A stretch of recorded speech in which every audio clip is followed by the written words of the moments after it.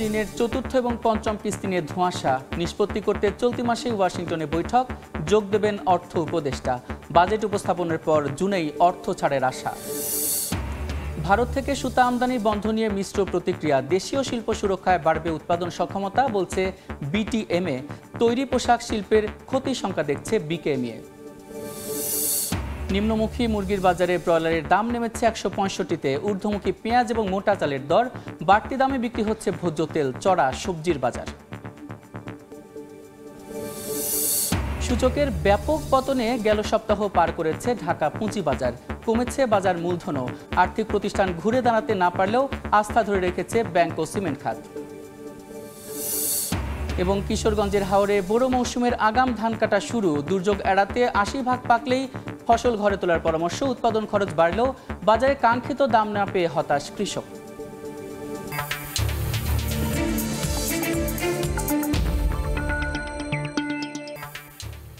দেখছিলেন শিরোনাম। আমন্ত্রণ জানাচ্ছি দেশ ও দেশের বাইরের অর্থ বাণিজ্যের নানা খবর নিয়ে আমাদের নিয়মিত আয়োজন এ সময়ের বাণিজ্যে। আপনাদের সঙ্গে আছি আমি সাদিক হাসান ইমন। দর্শক, অর্থ বাণিজ্যের নানা খবরের পাশাপাশি আজ আমরা আলোচনা করব ভারত থেকে স্থলপথে সুতা আমদানি বন্ধের সিদ্ধান্ত ও প্রভাব, এবং জ্বালানির দাম বৃদ্ধি কতটা চ্যালেঞ্জের মুখে ফেলবে দেশের শিল্পকে। আর এ নিয়ে আলোচনার জন্য আমাদের সঙ্গে স্টুডিওতে আছেন Bangladesh institute of international and strategic studies বিসের গবেষণা পরিচালক অর্থনীতিবিদ মাহফুজ কবির। জনাব মাহফুজ কবির, এ সময়ের বাণিজ্যে আপনাকে স্বাগত। আপনার সঙ্গে আমরা আলোচনা করব, তার আগে সংক্রান্ত একটি প্রতিবেদন দেখে আসি। ভারত থেকে স্থলপথে সুতা আমদানি বন্ধের সিদ্ধান্তের পর দেশটি থেকে সুতাবাহী কোনো ট্রাক ঢুকছে না বেনাপোল বন্দরে। বস্ত্র খাতের ব্যবসায়ীরা এই সিদ্ধান্তকে স্থানীয় শিল্পের সুরক্ষা হিসেবে দেখলেও নিট শিল্প মালিকদের শীর্ষ সংগঠন বিকেএমই এর দাবি, এর মাধ্যমে ক্ষতির মুখে পড়বে তৈরি পোশাক শিল্প। বেনাপোল প্রতিনিধি আজিজুল হককে সঙ্গে নিয়ে রিপোর্ট করেছেন এমএস আরিফিন। প্রতিদিন বেনাপোল বন্দর দিয়ে ভারত থেকে 450 থেকে 500 ট্রাক বিভিন্ন ধরনের পণ্য আমদানি হয়। এর মধ্যে 60 থেকে 70 ট্রাকে থাকে গার্মেন্ট শিল্পে দরকারি সুতা। তবে গেল মঙ্গলবার থেকে ভারত থেকে স্থলপথে সুতা আমদানি বন্ধ করেছে সরকার। সুতা আমদানি না হওয়ার কারণে বেনাপোল বন্দরে আমদানি রপ্তানি অনেক কমে গেছে। এখন সুতা এই বন্দর দিয়ে আসছে না, তবে অন্যান্য পণ্যের যেই আমদানি সেটি অত্যন্ত স্বাভাবিকভাবেই চলছে। ভারতীয় সরকারের সহায়তায় দেশটির উৎপাদকরা তুলনামূলক কম দামে সুতা রপ্তানি করে দীর্ঘদিন ধরে বাংলাদেশের বাজার নষ্ট করছে, এমন দাবি করে Bangladesh textile mills association BTMA বলছে, দিন শেষে সরকারের টনক নড়ায় যেমন সুরক্ষা পাবে স্থানীয় শিল্প, তেমনি বাড়বে উৎপাদন সক্ষমতা। ইন্ডিয়া থেকে সুতা কিন্তু আপনি সিপোর্ট দিয়েই 70% ইম্পোর্ট হয়, শুধু 30 to 25% সুতো ইম্পোর্ট হয় বাই রোড দিয়ে। এবং এই বাই রোড দিয়ে আনার কোনো যৌক্তিকতা আমি দেখি না। যে জায়গায় আপনি বাই রোড দিয়ে আনলে সুতার দাম বাড়ে, বাই রোড দিয়ে আসলে সুতার টাইম লাগে, তো সেই দিক দিয়ে যদি কোনো স্মাগলিং না হয় তাহলে কেন বাই রোড দিয়ে মাল আসতেছে? তবে বিটিএমএর এমন দাবির সঙ্গে একমত নয় নিট শিল্প মালিকদের শীর্ষ সংগঠন বিকেএমই। সংগঠনটির দাবি, ক্ষুদ্র ও মাঝারি শিল্প উদ্যোক্তারা ক্ষতির মুখে পড়বে। কেন আমরা ইন্ডিয়া থেকে আনি? সুতার দাম আমরা ইন্ডিয়াতে কম পাই বলে। ক্ষুদ্র মাঝারি শিল্প প্রতিষ্ঠানগুলি মূলত বেশি ক্ষতিগ্রস্ত হবে, আর শর্ট লিড টাইমের যে অর্ডারগুলো আমরা ক্যারি করতাম সেটা আমরা হয়তো আর নিতে পারবো না। ভারত থেকে স্থলপথে সুতা আমদানি বন্ধ থাকলেও সমুদ্রপথ ও আকাশপথে আমদানি চালু রয়েছে। আর গত 11 এপ্রিলের আগে ভারত থেকে স্থলপথে সুতা আমদানির জন্য খোলা ঋণপত্রের বিপরীতে স্থলবন্দর দিয়েই ওই সুতার চালান আনতে পারবেন আমদানিকারকরা। এমএস আরিফিন, সময় সংবাদ, ঢাকা। আমরা প্রতিবেদনটি দেখছিলাম। এবার আমরা আলোচনায় ফিরব ডক্টর মাহফুজ কবিরের সঙ্গে। আবারও স্বাগত আপনাকে। শুরুতেই বলতে চাই, আমরা প্রতিবেদনটিতে যেমন দেখছিলাম, হঠাৎ করে ভারত থেকে সুতা আমদানি কেন বন্ধ করতে হলো, আর এর প্রভাব কোথায় কোথায় পড়বে, কিভাবে পড়বে, এটা জানাবেন। হ্যাঁ, ধন্যবাদ।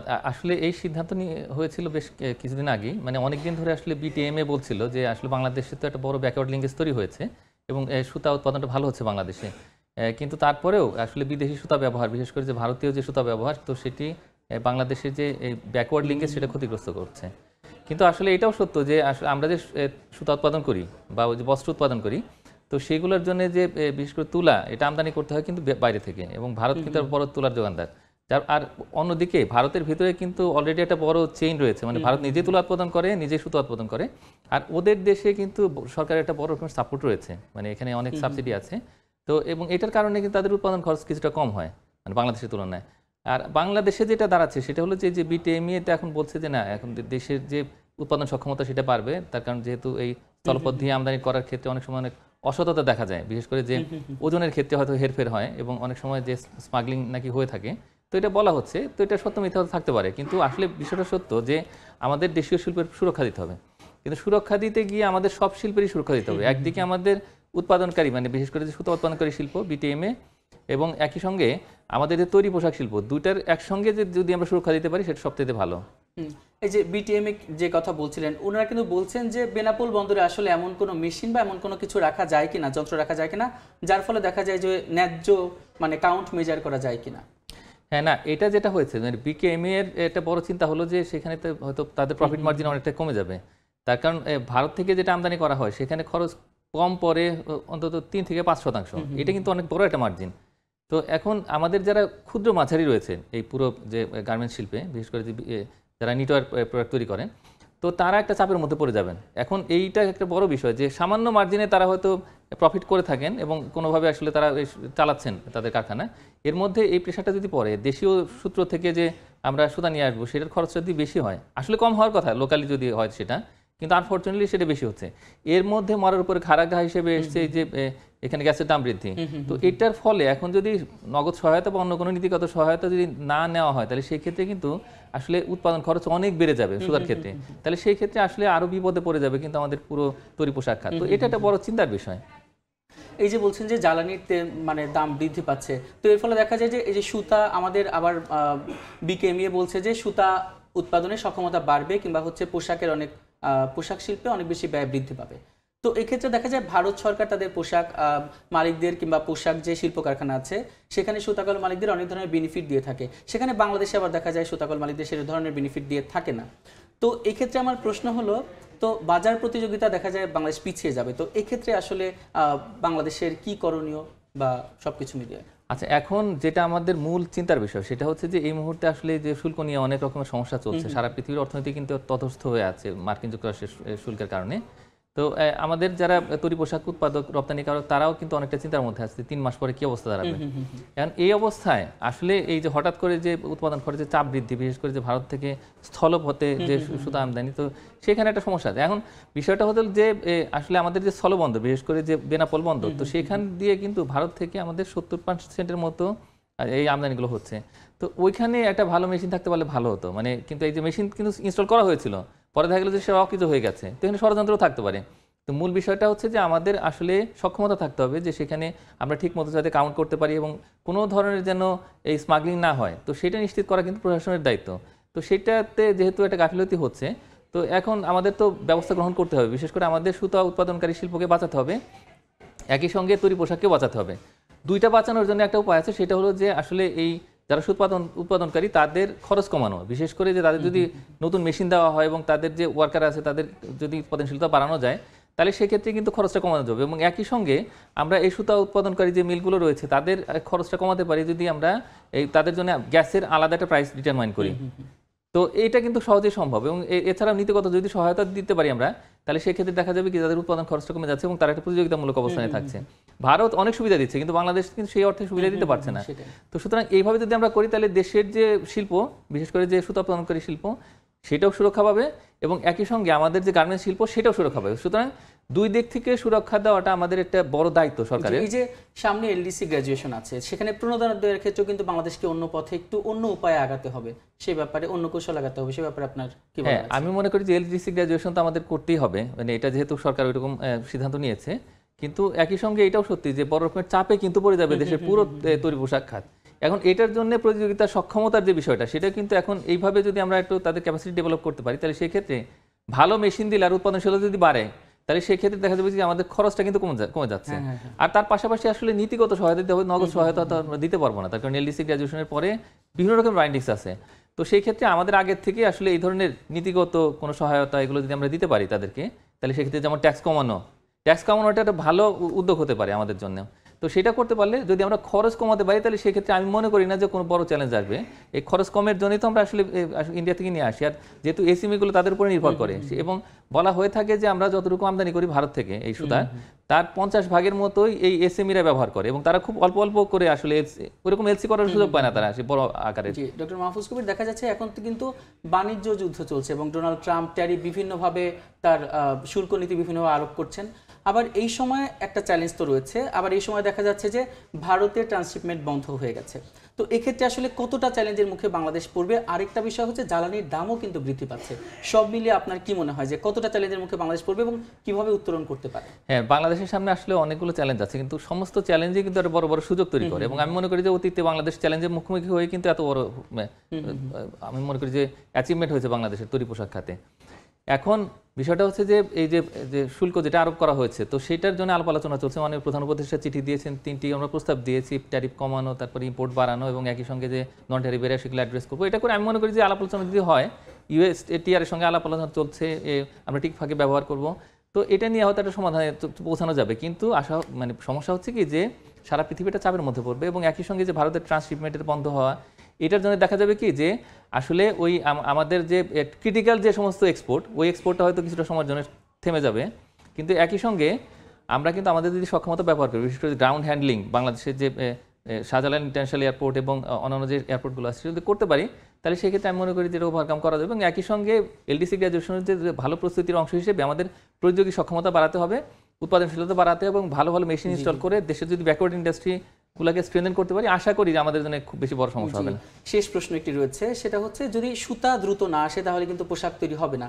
সেক্ষেত্রে দেখা যাচ্ছে এই সময়ে সুতা দ্রুত দেখা যায় শিল্প কারখানায় আসার কি মাধ্যম, দেশের বস্ত্রকল মালিকদের কি সুবিধা এক্ষেত্রে দেওয়া যেতে পারে? হ্যাঁ, দ্রুত সুতো আমদানির ক্ষেত্রে আমাদের আসলে ব্যাক টু ব্যাক এলসির যে সুবিধাগুলো আছে, তো সেটার ক্ষেত্রে যদি আমরা সমুদ্র পথে আমদানি করি খুব বেশি সুবিধা পাওয়া যাবে না, তার কারণ এটা একটা বড় লিড টাইম থাকে, প্রায় 20 দিনের মতো, 15 থেকে 20 দিন সময় থাকে। আর ভারত থেকে যদি স্থলপথে আমদানি করি আমরা কিন্তু 7 দিনের ভিতরে বা 10 দিন ম্যাক্সিমাম এটার মধ্যে পেয়ে থাকি। তো এটা একটা বড় সমস্যা। আমি মনে করি যে ওভারকাম করার জন্য আসলে আমাদের দেশীয় যে শিল্পের সক্ষমতা, বিশেষ করে সুতো উৎপাদনকারী যারা শিল্প রয়েছে, তাদের এই সক্ষমতা ব্যবহার করাটাই আমাদের জন্য সবচেয়ে যুক্তিযুক্ত। এবং সেইখানে যদি যতটা সক্ষমতা বাড়াতে পারি এবং উৎপাদনশীল যদি বাড়াতে পারি, খরচ কমাতে পারি, তাহলে সেটা হবে আমাদের জন্য দুটো পর্যায়ে লাভজনক। সেটাই কিন্তু আমাদের প্রত্যাশা, যেন দ্রুত আমাদের সক্ষমতা বৃদ্ধি পায় এবং সকল ধরনের চ্যালেঞ্জ মোকাবেলা বাংলাদেশের অর্থনীতি ঘুরে দাঁড়ায়। এটাই। ডক্টর মাহফুজ কবির, এই সময় বাণিজ্যে আসার জন্য আপনাকে অসংখ্য ধন্যবাদ। ধন্যবাদ। আমরা এতক্ষণ আলোচনা করছিলাম ভারত থেকে সুতা আমদানি বন্ধ হওয়া এবং এর প্রভাব, এবং তারপরে আমরা আলোচনা করছিলাম যে জ্বালানির দাম বৃদ্ধির ফলে কি ধরনের প্রভাব আমাদের পোশাক শিল্পে পড়বে। আর সেজন্য আমাদের সঙ্গে আলোচনার জন্য সরাসরি যুক্ত ছিলাম ডক্টর মাহফুজ কবির। IMF-এর ঋণের কিস্তি পর অনিশ্চয়তার মধ্যেই বিশ্বব্যাংক IMF-এর বসন্তকালীন সম্মেলনে যোগ দিতে ওয়াশিংটন যাচ্ছেন অর্থ উপদেষ্টা। সেখানেও ঋণের কিস্তির বিষয়ে উচ্চ পর্যায়ের বৈঠক হবে বলে জানান ডক্টর সালেউদ্দিন আহমেদ। বাজেট উপস্থাপনের পর জুনেই IMF-এর বাজেট সহায়তার কিস্তি পাওয়ার বিষয়ে আশাবাদী তিনি। জানান এরপরও ঋণ না পেলে বাজেট সহায়তার জন্য মরিয়া হয়ে ছুটবে না বাংলাদেশ। সালেউদ্দিন লিয়ার ক্যামেরায় সানভীর রূপলের রিপোর্ট। 2023-এ $470 কোটি ঋণ দিতে সম্মত হয় আন্তর্জাতিক মুদ্রা তহবিল IMF। মোট 6 কিস্তিতে ঋণ দেওয়ার কথা সংস্থাটির। এরই মধ্যে 3টি কিস্তি বাংলাদেশ হাতে পেলেও চতুর্থ ও পঞ্চম কিস্তি নিয়ে সৃষ্টি হয়েছে অনিশ্চয়তা। প্রায় 2 সপ্তাহের ঢাকা সফর শেষে বৃহস্পতিবার সংস্থাটির প্রতিনিধি দল বাংলাদেশের অর্থনীতি নিয়ে বেশ কিছু সন্তুষ্টির কথা জানালেও চতুর্থ ও পঞ্চম কিস্তি ছাড় করা নিয়ে ধোঁয়াশা রয়েই গেছে। চূড়ান্ত সিদ্ধান্ত জানতে বাংলাদেশকে অপেক্ষা করতে হবে জুন পর্যন্ত। তবে বাজেট সহায়তার এই অর্থ পেতে জুনের প্রথম সপ্তাহে প্রস্তাবিত বাজেট ঘোষণার পরপরই সিদ্ধান্ত জানতে চাইবেন অর্থ উপদেষ্টা। এজন্য আগামী 21 এপ্রিল ওয়াশিংটনে শুরু হতে যাওয়া বিশ্বব্যাংক IMF-এর বসন্তকালীন সম্মেলনও সংস্থাটির প্রতিনিধিদের সঙ্গে বৈঠক করবেন তিনি। ওরা আমাদের প্রোগ্রেসটা দেখেছে, ওইটা দেখে সন্তুষ্ট। ওরা বলছে ফাইনাল জিনিসটা আমরা ওয়াশিংটনে গিয়ে নেগোশিয়েট করবো বাজেট সাপোর্টের জন্য। সার্বিকভাবে বাংলাদেশের বর্তমান অবস্থা, ভবিষ্যৎ উন্নয়ন পরিকল্পনা, সেটা আমরা তুলে ধরবো। এরই মধ্যে রাজস্ব বোর্ড বিকেন্দ্রীকরণ, রিজার্ভের স্থিতিশীলতায় সন্তোষ জানিয়েছে IMF। রাজস্ব বাড়াতে বেশ কিছু পদক্ষেপ নিয়েছে সরকার। আমরা একেবারে একদম মরিয়া হয়ে জানি যে IMF-এর টাকা না পেলে চলবে বা ওয়ার্ল্ড ব্যাংকে হলে ভালো হয়। তবে আমাদের যে প্রজেক্টের ব্যাপারে কিন্তু এত শর্তটা থাকে না। আমাদের মেন শর্ত থাকে কি জানি বলে বাজেট সাপোর্টের জন্য, এগুলো বেশি শর্ত। ওয়াশিংটনের সম্মেলন শেষে 29 এপ্রিল অর্থ উপদেষ্টার নেতৃত্বে বাংলাদেশের প্রতিনিধি দলের ঢাকায় ফেরার কথা রয়েছে। 2 জুন ঘোষণা করা হবে 2025-26 অর্থ বছরের প্রস্তাবিত বাজেট। সানভীর রূপল, সময় সংবাদ, ঢাকা। সূচকের ব্যাপক পতনের মধ্য দিয়ে গেল সপ্তাহ পার করেছে ঢাকা পুঁজিবাজার। কমেছে বাজার মূলধনও। ডিএসইর সাপ্তাহিক হিসাব 21 ক্যাটাগরির মধ্যে দৈনিক গড় লেনদেন কমেছে 15টিরই। তবে বিনিয়োগকারীদের আস্থা ধরে রেখেছে ব্যাংক এবং সিমেন্ট খাত, যদিও পতন থেকে ঘুরে দাঁড়াতে পারেনি আর্থিক খাত। গেল সপ্তাহ জুড়েই দেশের প্রধান পুঁজিবাজার ডিএসইতে কমেছে প্রধান সূচক ডিএসই এক্স। সপ্তাহ ব্যবধানে গড়ে সূচকটির পতন হয়েছে প্রায় 108 পয়েন্ট, শতকের বিচারে যা 2% বেশি। গত সপ্তাহে ঢাকা পুঁজিবাজারের লেনদেন একদিনও ছুঁতে পারেনি 450 কোটি টাকার ঘর। সূচকের পতনের সঙ্গে কমেছে বাজার মূলধনও। খাতভিত্তিক লেনদেনের হিসাবে 21 ক্যাটাগরির মধ্যে দৈনিক গড় লেনদেন কমেছে 15টি খাতের। তবে সপ্তাহ ব্যবধানে ব্যাংক খাতের লেনদেন বেড়েছে প্রায় 7%। সাধারণ বীমা খাতের লেনদেন বেড়েছে 85%-এর বেশি। বেড়েছে খাদ্য, সিমেন্ট ও ট্যানারি খাতের গড় লেনদেনও। এদিকে দর বৃদ্ধিতে শীর্ষ 5 প্রতিষ্ঠানের মধ্যে এ ক্যাটাগরির প্রতিষ্ঠান রয়েছে মাত্র একটি। এই তালিকায় বি ও জেড ক্যাটাগরির রয়েছে 2টি করে প্রতিষ্ঠান। অন্যদিকে দর হারানোর শীর্ষ 5 প্রতিষ্ঠানের মধ্যে এ ও বি ক্যাটাগরির 2টি করে এবং জেড ক্যাটাগরির প্রতিষ্ঠান রয়েছে একটি। ঢাকা পুঁজিবাজারের এমন বেহাল অবস্থার মধ্যেই central depository Bangladesh limited CDBL জানাচ্ছে, গেল সপ্তাহে শেয়ার শূন্য বিও অ্যাকাউন্টের সংখ্যা 1149টি বেড়ে দাঁড়িয়েছে 3,73,367টিতে। সাদিক হাসান ইমন, সময় সংবাদ, ঢাকা। দেখছেন এই সময়ের বাণিজ্য।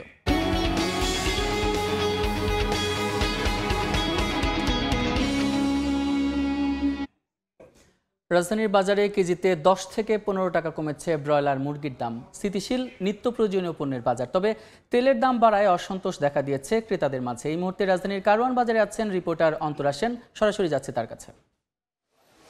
অন্তরা, সাপ্তাহিক ছুটির দিন শুক্রবার আজ সপ্তাহের অন্যান্য দিনের তুলনায় বরাবরই আজকের দিনে কিন্তু বাজারে ক্রেতা সমাগম কিছুটা বেশি। আমি এখন আছি রাজধানীর কারওয়ান বাজারে। সকাল থেকে বাজার পরিস্থিতি ঘুরে আমরা যা দেখেছি, বেশ সহনীয় পর্যায়ে রয়েছে নিত্য প্রয়োজনীয় পণ্যের দাম। মুদিখানার পণ্য নিয়ে বেশ সন্তোষ প্রকাশ করছেন ক্রেতারা। বিক্রেতারা জানিয়েছেন বিভিন্ন ধরনের ডালের দাম কিন্তু কমেছে। মসুর ডাল এখন বিক্রি হচ্ছে 100 টাকা কেজিতে, যেটি ইন্ডিয়ানটা, আর ভালোটা বিক্রি হচ্ছে 130 টাকা কেজিতে। মুগ ডাল দেশিটা বিক্রি হচ্ছে 160 টাকায়, আর মুগ ডাল নর্মালটা বিক্রি হচ্ছে কিন্তু 115 টাকায়। বুটের ডাল, ছোলার ডালের দাম কিন্তু 110 টাকা, চিনি 115 টাকা। তবে বেড়েছে কিন্তু ভোজ্য তেলের দাম, আগের তুলনায় কিন্তু 14 টাকা দাম বেড়ে সয়াবিন তেল বিক্রি হচ্ছে 189 টাকা লিটারে। বাজারের সরবরাহ কিন্তু বেশ ভালো রয়েছে বলে, তেলের সরবরাহ কিন্তু বেশ ভালো রয়েছে বলে জানিয়েছেন বিক্রেতারা। এদিকে কিন্তু মিনিকেট চালের দাম আগের মতো থাকলেও গেল 3-4 দিন ধরে কিন্তু কেজিতে 8 আনা থেকে 1 টাকা বেড়েছে 28 চাল, মোটা চাল আর নাজির চালের দাম। বিক্রেতারা বলছেন পুরনো চালের দাম একটু বেশি এখন, কারণ এখন মৌসুম শেষের দিকে বাজারে নতুন চাল যখন আসবে তখন এই দামটা কিন্তু আরও কমে যাবে। তবে এদিকে কিন্তু পেঁয়াজের দাম বেড়েছে, গেল সপ্তাহের তুলনায় কিন্তু 15 থেকে 20 টাকা বেশি দামে কিন্তু পেঁয়াজ বিক্রি হচ্ছে। এ নিয়ে কিন্তু ক্রেতারা বেশ ক্ষোভ জানিয়েছেন।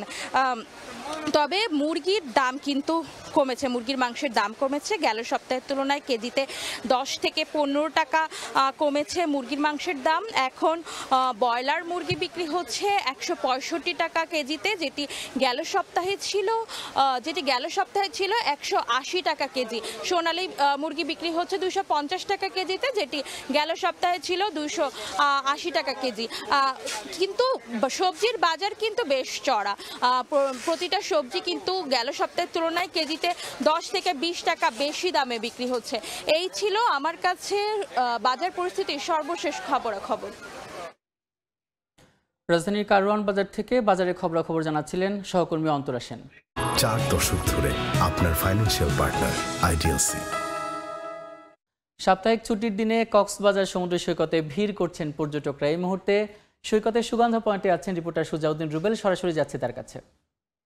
বেলা বাড়ছে আর মানুষের আগমন কক্সবাজার সৈকতে যেন বেড়েই চলেছে। আমরা প্রতিটি পয়েন্টে লক্ষ্য করছি মানুষজন দল বেঁধে বেঁধে সমুদ্র সৈকতের লাবণী, সুগন্ধা এবং কলাতলি পয়েন্ট, যে দীর্ঘ 3 কিলোমিটার যেখানে সবসময় মানুষের ভিড় থাকে, সেখানে আসলে বালিয়াড়ি পেরিয়ে মানুষজন সমুদ্রে যে নোনা জল রয়েছে সেই নোনা জলে নেমে পড়েছেন। আজকে যেহেতু সাপ্তাহিক ছুটির দিন, শুক্রবার, সেই ক্ষেত্রে আমরা লক্ষ্য করছি পরিবার পরিজন কিংবা প্রিয়জনকে সঙ্গে নিয়ে আসলে মেতে রয়েছেন সমুদ্র সৈকতে যারা বেড়াতে এসেছেন। এখানে বালিয়াড়িতে আমরা লক্ষ্য করছি যেমন কিটকটে বসে সমুদ্র সৈকত উপভোগ করছে, ঠিক তেমনি ঘোড়ার পিঠে চড়ে আসলে ছবি তুলছেন, পাশাপাশি পরিবার পরিজন নিয়ে তারা আনন্দ করছেন। আবার অনেকেই দেখতে পাচ্ছি বিচ বাইক নিয়ে ঘুরে বেড়াচ্ছে বালিয়াড়ির পর বালিয়াড়ি। আবার বিশেষ করে সমুদ্র সৈকতের যে নোনা জল, সেই নোনা জলে কিন্তু ভিড়টা আমরা বেশি লক্ষ্য করছি।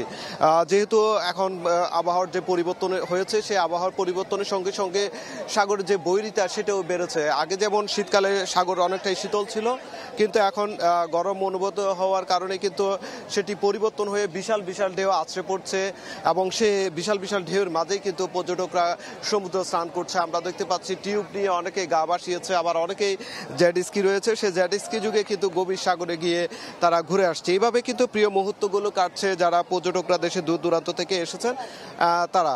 তবে যে বিশেষ করে যেহেতু পর্যটকরা সমুদ্র স্নানে ব্যস্ত হয়ে পড়েছেন, সেক্ষেত্রে তাদের নিরাপত্তায় কিন্তু লাইফগার্ড কর্মীরা যেমন প্রতিটি পয়েন্টে লাল হলুদ পতাকা টাঙিয়ে দিয়েছে, ঠিক তেমনি লাল পতাকাও টাঙিয়ে দিয়েছে। লাল পতাকার যে অর্থটি বলা হচ্ছে লাইফগার্ড কর্মীরা, সেটি হচ্ছে লাল পতাকা যেখানে থাকবে সেখানে যেহেতু লাইফগার্ড থাকবে না, সেক্ষেত্রে সেদিকে জায়গাটা খুব ঝুঁকিপূর্ণ, সেজন্য পর্যটকদের সেই জায়গাগুলোতে লাল পতাকা টাঙানো স্থানে যাতে সমুদ্র স্নান না করে সেই নির্দেশনা তারা মাইকিং করে বলে দিচ্ছে। এবং লাল হলুদ পতাকায় যেখানে লাইফগার্ড কর্মীরা রয়েছে, সে লাইফগার্ড কর্মীর নির্দেশিত যে পরামর্শগুলো রয়েছে সেই পরামর্শ মেনেই পর্যটকদের সমুদ্র স্নান করার জন্য বলা হচ্ছে। আর যেহেতু বিপুল সংখ্যক পর্যটক আমরা দেখতে পাচ্ছি ঈদের পর থেকে আসছে, সেই ক্ষেত্রে এখানকার ব্যবসা বাণিজ্য অনেকটাই চাঙ্গা। যেমন হোটেল মোটেল 5 শতাধিক হোটেল রয়েছে, সেই হোটেলগুলোতে যেমন পর্যটকদের ভিড়ের কারণে যেমন ব্যবসা চাঙ্গা, ঠিক তেমনি অন্যান্য যেসব ব্যবসা রয়েছে সব ব্যবসাগুলোতে চাঙ্গা বা ফিরেছে বলে জানিয়েছে পর্যটন সংশ্লিষ্ট ব্যবসায়ীরা।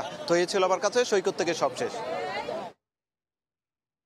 কক্সবাজার সমুদ্র সৈকতে পর্যটকদের আনন্দ উচ্ছ্বাসের খবর জানাচ্ছিলেন সহকর্মী সুজাউদ্দিন রুবেল।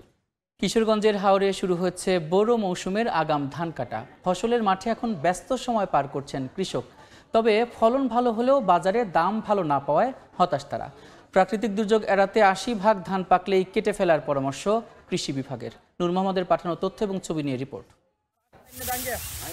হাওরের মাঠে মাঠে পাকা ধান, সোনালী ফসল ঘরে তুলতে ব্যস্ত কৃষক।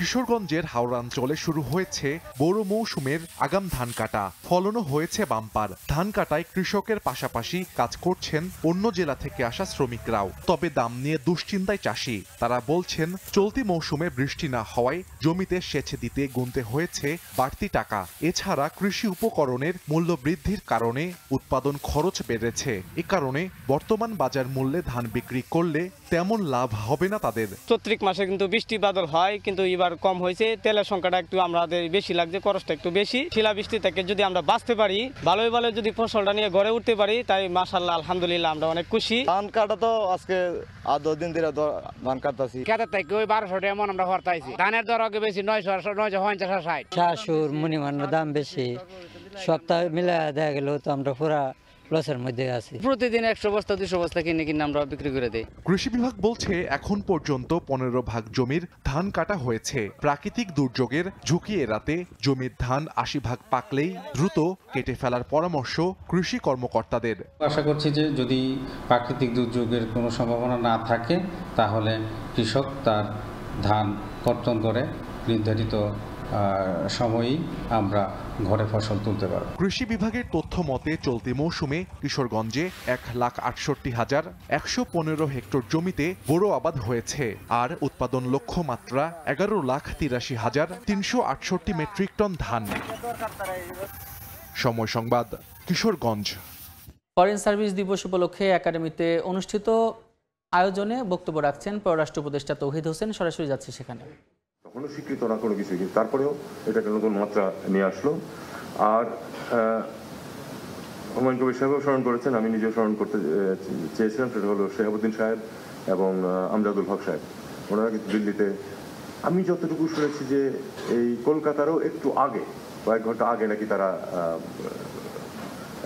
তাদের আনুগত্য ঘোষণা করেছেন। এটা নিয়ে অবশ্য কন্ট্রোভার্সি আছে, এটা একসাথেও হতে পারে, একটু আগে পরে হতে পারে, কিন্তু এটাই ছিল সত্যিকার অর্থে কলকাতার বাইরে প্রথম। এবং তারপরে আমরা জানি যে সমস্ত বিশ্বে আমাদের কর্মকর্তাগণ, কর্মচারীগণ যারা পাকিস্তান ফরেন সার্ভিসে বা ফরেন মিশনে কাজ করছিলেন, তারা বাংলাদেশ সরকারের প্রতি আনুগত্য প্রকাশ করে গেছেন ধারাবাহিকভাবে অনেকদিন পর্যন্ত। তাদের যে অবদান বাংলাদেশের মুক্তিযুদ্ধে, সেটা কিন্তু সবাই স্বীকার করেন। তারা বিশাল ভূমিকা রেখেছেন সমস্ত বিশ্বে বাংলাদেশের পক্ষে জনমত সৃষ্টিতে। আমরা দুটো ইনসিডেন্টের কথাও জানি, যে ট্রাফালগার স্কোয়ারে একটা বড় মিটিং হয়েছিল, তারপরে আপনার মেডিসন স্কোয়ারে একটি কনসার্ট হয়েছিল। এগুলি প্রত্যেকটাই কিন্তু প্রচুর মানে কি বলবো, এটাকে আবেদন সৃষ্টি করেছে বাংলাদেশের পক্ষে। তো এছাড়াও আরও অনেকেই, এমনকি বিদেশিও অনেকে অবদান রেখেছেন, যাদের অনেককে আমরা স্বীকৃতিও দিয়েছি।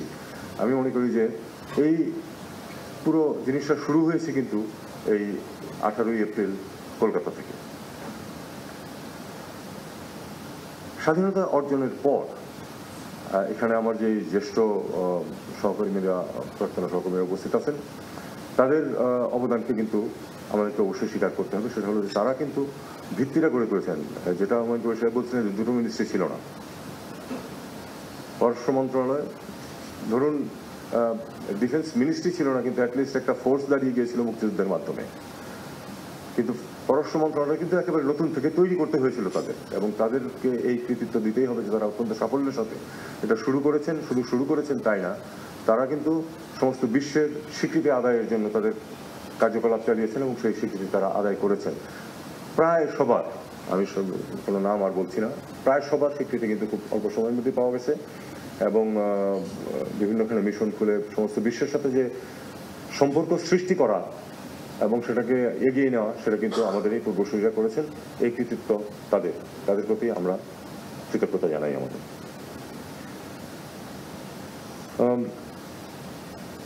এখন আমরা যদি পরবর্তী পর্যায়ে আসি, গত 50 বছরে সমস্ত পৃথিবীতে প্রচুর পরিবর্তন এসেছে, আমাদের দেশেও প্রচন্ড পরিবর্তন এসেছে। আমরা যারা, আমাদের জেনারেশন যেটা, আমরা দেখেছি যে আমরা চাকরিতে ঢোকার পরেও বাংলাদেশের যে ইমেজ যেটা ছিল, যে তলাবিহীন ঝুড়ি, এটা তো ওই এক ভদ্রলোক এই নাম দিয়েছিলেন, তাকে বিশ্ববরণ্য একজন কূটনীতিক হিসেবে মনে করা হয়। কিন্তু আমি এটা নিয়ে স্পষ্টভাবে বলেছি ও লিখেছিও যে তিনি তার নিজের দেশের কোনো উপকার করেছেন বলে আমার মনে হয় না কখনোই। কারণ আমার মতে তার যেসব পদক্ষেপ তিনি নিয়েছেন 71 সনে বাংলাদেশের বিরুদ্ধে, এবং যে কারণে তিনি নিয়েছিলেন, আজকে মার্কিন যুক্তরাষ্ট্রের যে তার দেশের যে সবচেয়ে বড় রাইভালরি চীনের সাথে, সেটার পিছনে সেটাই বেশ খানিকটা অবদান আছে। কাজেই এই ভদ্রলোকের প্রতি আমার কোনো শ্রদ্ধা নেই, কিন্তু এই শ্রদ্ধা থাকার কথাও না অন্তত বাংলাদেশি হিসেবে। ফরেন সার্ভিস একাডেমিতে বক্তব্য প্রদান করছেন পররাষ্ট্র উপদেষ্টা তৌহিদ হোসেন। আমরা সরাসরি যুক্ত ছিলাম সেখানে। এ পর্যায়ে শীর্ষ সংবাদগুলো জানিয়ে দিচ্ছে আরেকবার। আইএমএফের ঋণের চতুর্থ এবং পঞ্চম কিস্তি নিয়ে ধোঁয়াশা, নিষ্পত্তি করতে চলতি মাসেই ওয়াশিংটনে বৈঠক, যোগ দেবেন অর্থ উপদেষ্টা। বাজেট উপস্থাপনের পর জুনেই অর্থ ছাড়ের আশা। ভারত থেকে সুতা আমদানি বন্ধ নিয়ে মিশ্র প্রতিক্রিয়া, দেশীয় শিল্প সুরক্ষায় বাড়বে উৎপাদন সক্ষমতা বলছে বিটিএমএ। তৈরি পোশাক শিল্পের ক্ষতি সংখ্যা দেখছে বিকেএমএ। এবং নিম্নমুখী মুরগির বাজারে ব্রয়লারের দাম নেমেছে 165-তে। ঊর্ধ্বমুখী পেঁয়াজ এবং মোটা চালের দর, বাড়তি দামে বিক্রি হচ্ছে ভোজ্য তেল, চড়া সবজির বাজার।